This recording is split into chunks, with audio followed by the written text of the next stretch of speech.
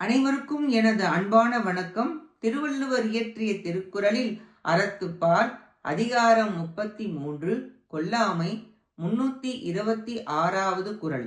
கொல்லாமை மேற்கொண்டு ஒழுகுவான் வாழ்நாள் மேல் செல்லாது உயிர் உண்ணும் கூற்று. கொல்லாமை என்னும் அறவழியில் நிலையாய் வாழும் ஒருவனுடைய வாழ்நாள் மேல் உயிரை உண்ணும் காலனும் எமன் செல்ல மாட்டான். ஒருவன் கொல்வதில்லை என்ற விரதம் மேற்கொண்டால் அது மிக பெரிய அறம். அதை பின்பற்றினால் அவன் உயிரை எமன் கொள்ள மாட்டான். புலால் மறுத்தல் கொல்லாமை இதை மேற்கொண்டவன் தலையானவன்.